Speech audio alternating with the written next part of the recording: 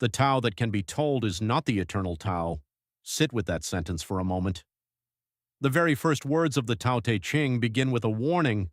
Laozi is telling us that whatever we say about ultimate reality will never be reality itself. A map is not the territory. A description of water is not water. The word fire cannot burn your hand. In the same way, the Tao cannot be captured by language. The mind loves names, it loves definitions, it wants certainty. Yet the deepest truths of life escape every attempt to confine them within words.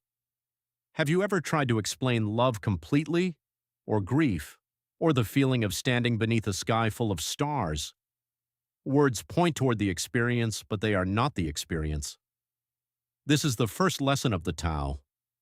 Reality is greater than our ideas about reality. The name that can be named is not the eternal name. The moment we name something, we separate it from everything else. We call one thing success and another failure, one person friend and another stranger, one moment good and another bad. But existence itself does not draw these boundaries. These are creations of the human mind.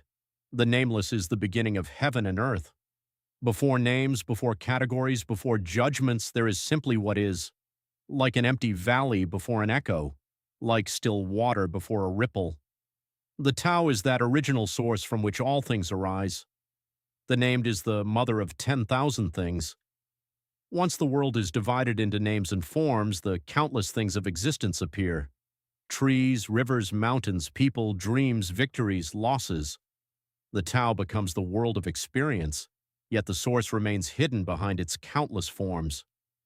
Ever desireless, one can see the mystery. Ever desiring, one can see the manifestations. This does not mean desire is evil. Laozi is pointing to a subtle truth. When the mind is constantly seeking, comparing, wanting, and grasping, it sees only the surface of life. It sees objects, achievements, possessions, status.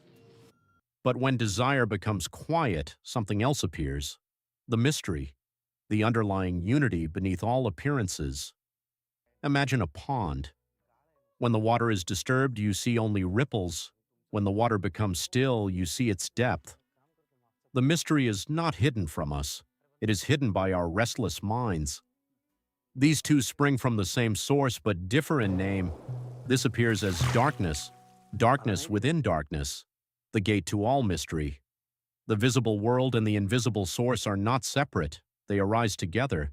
The wave and the ocean are one. The leaf and the tree are one. You and the Tao are one. But the mind struggles to understand this because it wants clear answers and sharp distinctions. Laozi calls this darkness, not because it is evil, but because it lies beyond ordinary understanding. Like entering a cave from bright sunlight, your eyes must slowly adjust. The path of wisdom begins by accepting that not everything can be explained.